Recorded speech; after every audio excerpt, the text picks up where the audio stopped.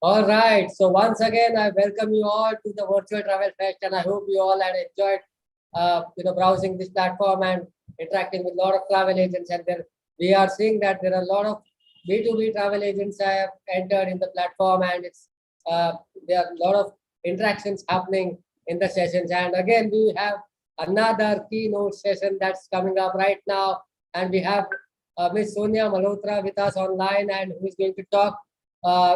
About build back better. So guys, I hope you understand that this is a must topic for today, and it's a need of an hour that we need to build back better. And because of the great experience and the hands-on experience of Sonia ji, we are going to have a great insight on the subject. And now let me introduce you all to Ms. Sonia Malhotra. She is the managing partner of at Travel Point and founder at holidays.com. She is based out of Delhi, and she is a travelpreneur with a finance background. Originally being a B2C company focused on international outbound travel, they are currently also working on curating experiences in domestic tourism. Her interests are reading books, practicing Buddhism, and investing in the stock markets. She loves traveling and is working at expanding her online presence, launching her own podcast and a travel coach certification. Superb, guy. And so, guys, let's welcome Ms. Sonia Malhotra. Sonia ji, the stage is all yours, and we hope that people will get a lot of insight.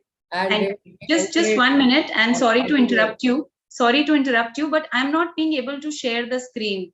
So I just I'll take that.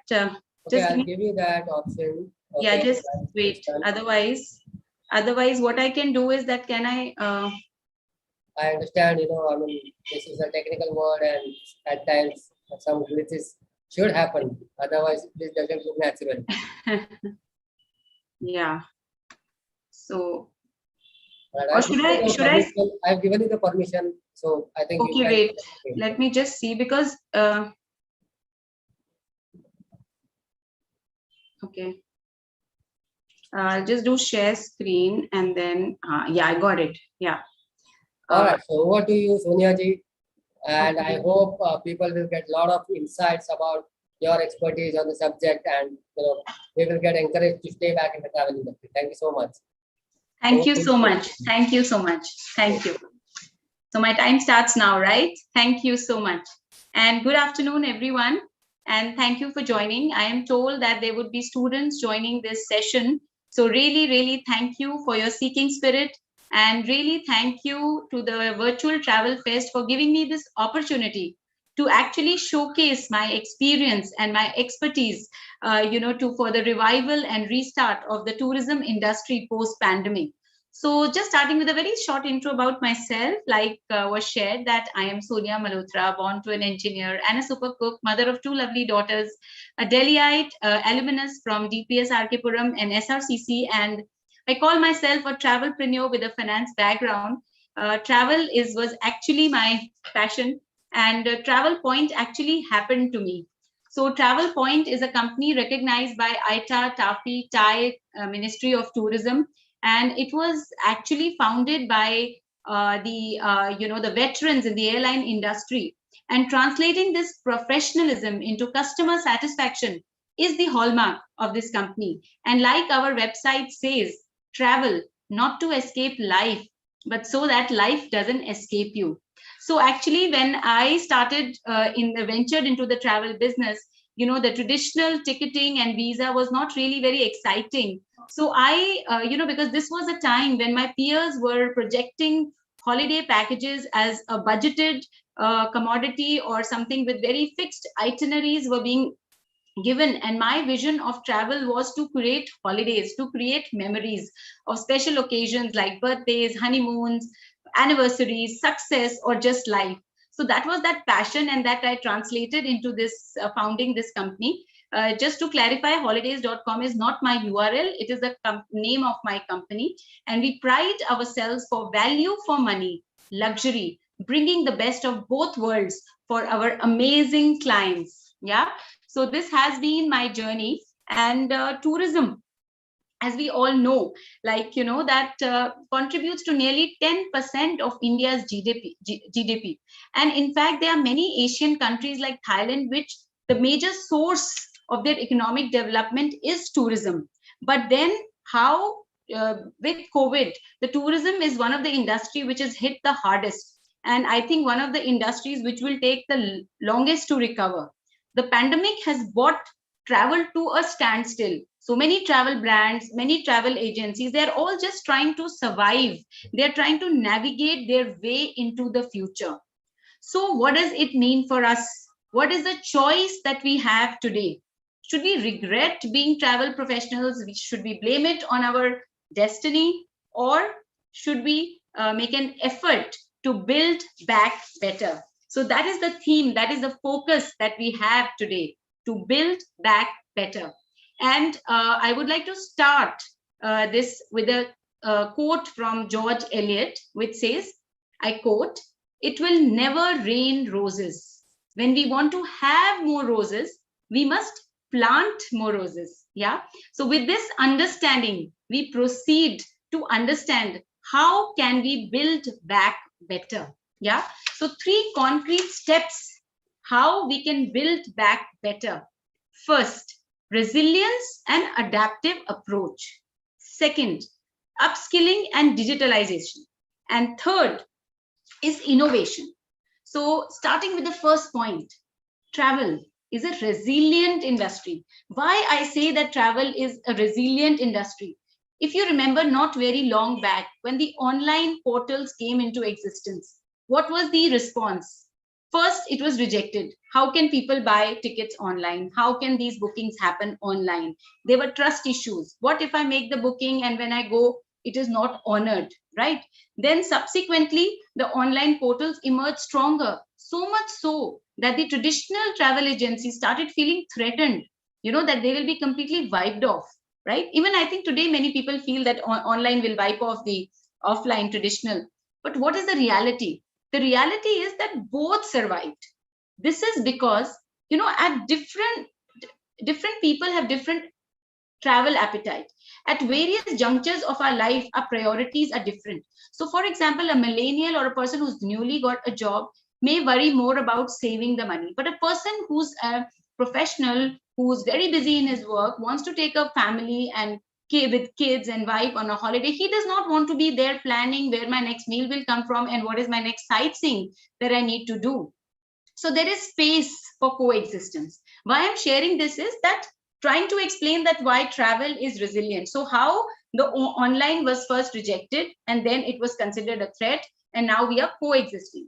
So the good news is that even now, post-COVID, 58% of the travel leaders feel positive about the future of the travel industry. In fact, adaptation is the key to growth and survival in any industry, right? So not going very far off, just after COVID, how the industry reacted. There were dry vacations, there were work vacations, we had contactless check-ins in hotels, airlines also followed suit. So a lot of all COVID protocols were being followed. So, people are gearing up to the challenge. That is why I am saying that travel is a resilient and an adaptive industry. So even if you look, for example, outside our industry, so if you look at CAs, if someone studied chartered accountancy 10 years ago, there was no GST, right? But right now, everything is about GST. So many norms, so many protocols, so many laws, so many rules. So what did those people do? They learned, they adapt, they upskilled, they moved ahead. No one shut shop, right? So being resilient and being adaptive is the first requisite of a travel professional today. So to build back better, we need to become resilient and adaptive. Now, a very natural step towards being adaptive is upskilling and digitalization. So actually what I feel really reflecting in my own business, in my own business model and in the way of working, that COVID has only exposed the gaps in our business model. COVID has only exposed those gaps which were already there in our way of doing business. Very short, very small margins, too much of competitiveness, lack of unity. So the need for change was being felt, but we were resistant because as individuals, sometimes we don't like change, right? So COVID, in fact, gave us an opportunity to revisit and bring about positive, informed transformations. And the greatest one has been digital marketing, the role of social media. The time is now to improve your technical abilities and accelerate digitalization. Forums like Udemy during the time of the lockdown, they were providing courses at 10% value, so that you can upskill, you can learn digital marketing, you can learn social media. They were providing these kind of workshops. In fact, at Facebook, Instagram, YouTube, they are full of tutorials, they are full of workshops, how you can use these social media platforms to build your own brand, to bring your engagement, your customers, to improve your visibility, gain your visibility with your target audience, and also upskill yourself. So what I'm trying to say is that how being in the travel industry today, it is very, very important for us to have an exposure of the social media marketing, or going the digital way, right? So there is no option. I feel that it's not an option, it's not a choice, it's a must have, a must to do, right? Then micro videos and YouTube are the future of sales and marketing. Anything that you are, any YouTube video that you make, it remains with you in your account for a lifetime. So it may be the first video that you made is not so professional, but then over the years, when your videos have become professional and people are going back to your channel, they can see all that, right? So it is actually adding to your credibility and adding to your history of having worked hard. Yeah. So I'll just like to share my personal experience. During the lockdown, I was getting a lot of questions, a lot of calls from my clients regarding what is the vaccine requirement, what is the RT-PCR requirement, what are the refund policies, what are the countries which are opening up, what are the protocols that hotels are forming, what is happening. So what I did, I started a 30-second or a 1-minute travel bite series in my Instagram channel, whereby every day I was posting the latest travel trends. And believe you me, it gave me exposure, it gave me visibility, and this I could translate into leads when business restarted. So it became a very good platform for me. My target audience could recognize me, they could understand me, accept me as a brand. It built my credibility in their eyes, and it translated into sales. So being a travel professional in today's date is no longer about being just doing ticketing or just doing hotel booking or having one-stop shop whereby you have umbrella of services. It is an era of specialization. So you have lots of options. You can be a travel influencer, you can be a travel blogger, you can be a podcaster, you can be a YouTuber, right? So from this, what I'm trying to share is that the third and the most important thing, that innovation is the key. Exploring new avenues is a key. If you only if you just look at the Incredible India Instagram channel, if you just follow that, you will find great insights to the travel industry. It is really providing amazing information that you yourself were not aware about. Also, there is a lot of domestic tourism is growing leaps and bounds, and Atmanirbhar Bharat and Dekho Apna Desh are the special initiatives of the government of India. And in fact, under the Dekho Apna Desh, there is a scheme that if you travel 15 cities in a period of 1 year before 2022, and you post the videos and you post the pictures on this link which is prescribed on the Dekho Apna Desh website, there is a possibility you might get reimbursed, or you might, if they're very good, you might be even become a brand ambassador for Indian tourism. So innovation, very innovative steps are being taken to revive tourism, and travel has been a very innovative industry. So in times of crisis, innovation becomes a necessity. So that is the third important and crucial way of building back better, which is innovation, because innovation leads to new opportunities. So if you see in the current scenario, the wedding size is restricted to 50 to 100, and also the fear of COVID is there. So people are looking into doing small weddings and destination wedding, at different, so, and even a lot of small players are getting that opportunity to sell their villas and their properties. So it is actually in a way boosting tourism. A lot of collaborations are happening. There are a lot of travel coach networks being formed. We have different new terminologies, quarantine packages, vaccine tourism, and there is a lot of upsurge in demand for homestays. Then there is a lot of interest in sustainable tourism, ecotourism, travel as a therapy. And people are traveling in smaller groups. They are preferring villas and homestays, so experiential holidays is getting a lot of emphasis. So these are the kind of new opportunities which are really emerging in various directions from various channels.